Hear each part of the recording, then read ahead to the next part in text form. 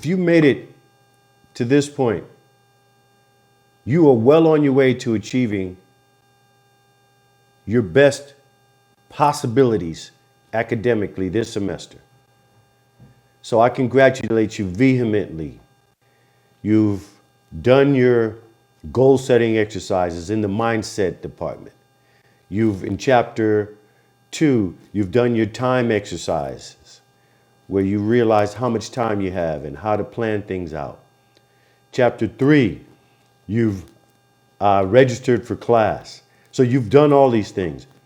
Then after you registered for class, you took the opportunity while on campus during your campus visit to pick up your books associated with your syllabus. You've done all these things and school has started, you're on campus and you're feeling pretty good. The reason why you're feeling great is because you've read ahead, you're ready for school, and everyone else is just showing up, getting their first whiff of campus air, and you're kicking it back with your plan already set. Which brings us to chapter 4.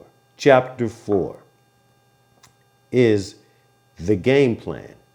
And the game plan is to keep it simple. So in a famous phrase again, KISS. I'm throwing another one at you. Keep it simple, stupid. You've done everything all the way up until this point. You've got everything working. You've put in the prerequisites for this semester as far as preparation regarding getting your GPA up in the next 2 semesters by at least 1 point. And now you're poised and ready to go. Now, while everyone else is running around campus trying to figure things out, getting their books, where things are, professors, classes, hanging out with friends, whatever the case might be, you are already done with all of this. And what you're going to do with a portion of that time, you'll be having fun most of it because class hasn't really started yet. Professors aren't assigning work. But what you're going to do at this time while you're is go see 2 counselors. You're going to need them throughout your stay in college, and they will be an integral part of making sure that you finish on time. Now, what I want you to do now on these first few days of school is to take your class schedule, all the classes that you have, that you registered for, and you're going to either take your catalog or the sheet they gave you that lists all of your classes for your major that you'll need for the entire time you're in college. And you're going to go see a counselor.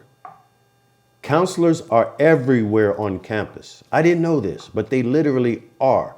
There's a counselor in your department. There's a counselor in your libraries. There's a counselor in the student union. There are counselors, and there may be more than one library location and places to study. There are counselors in the counseling office, the main counseling office that's associated with the university. There are a faculty that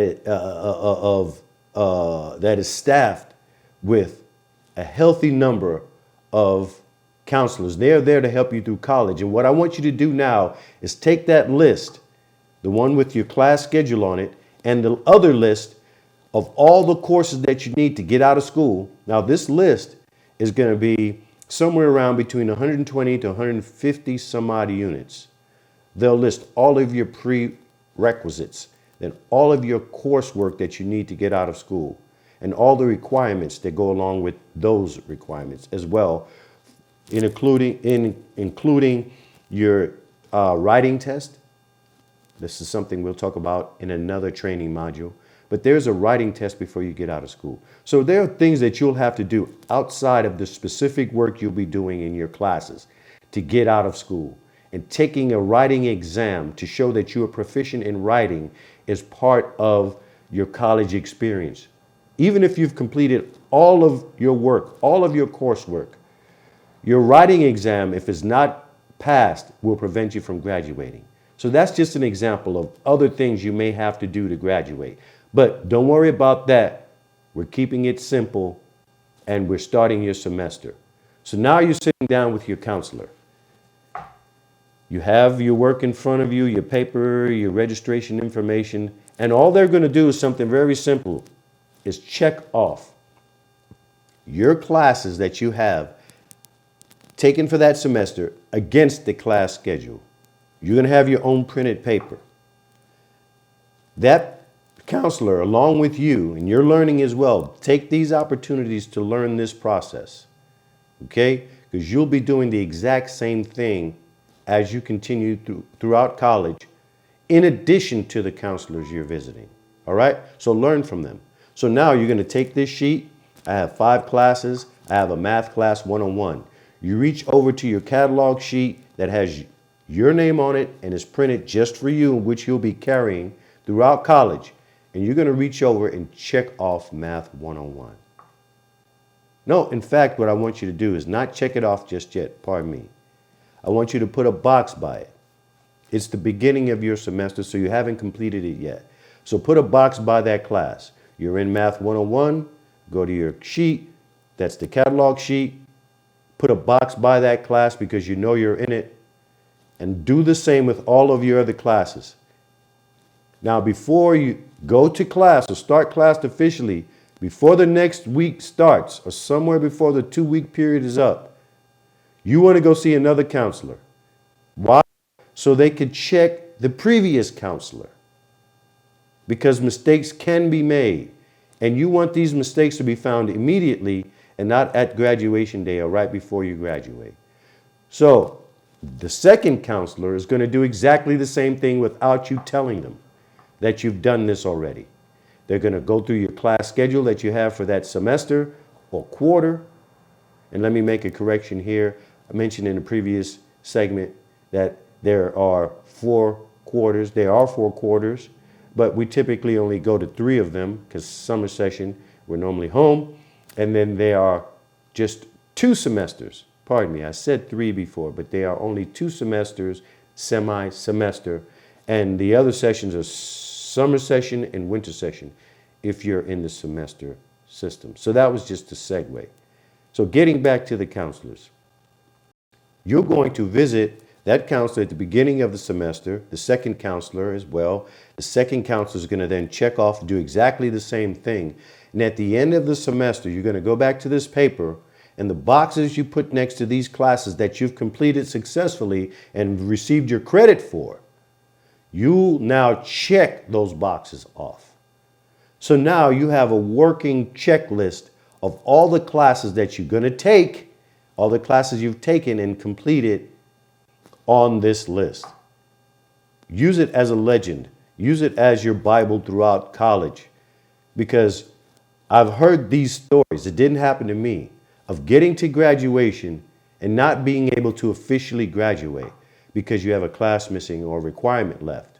They'll let you walk that day, but you will not receive the official stamp of approval regarding your graduation. You will not receive your degree.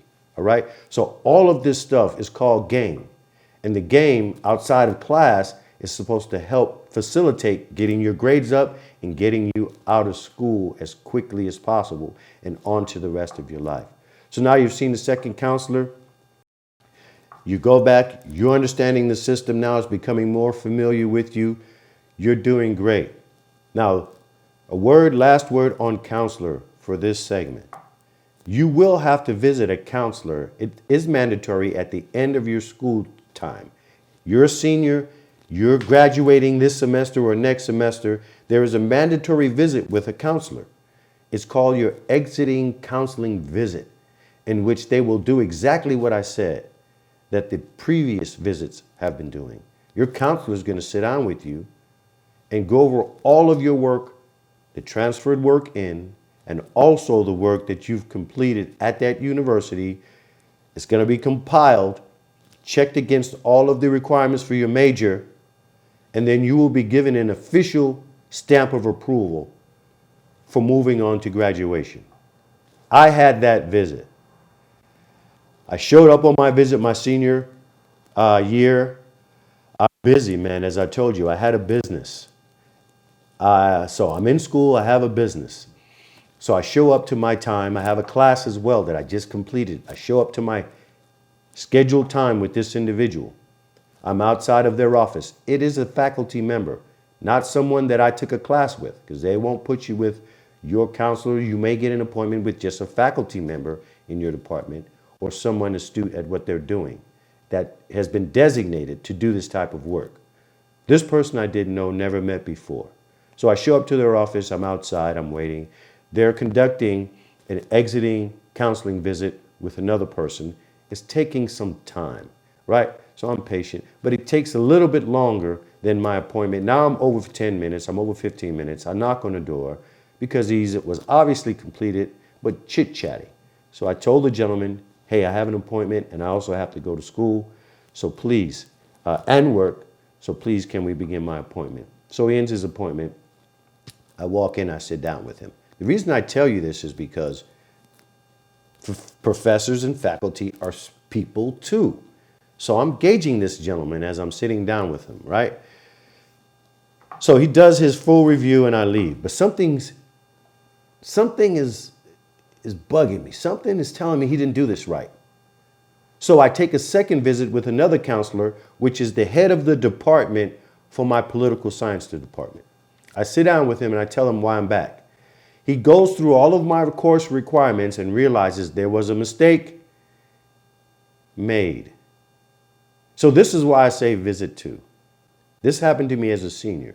I would historically visit counselors just on my own, but at the time when it meant the most, a mistake was made.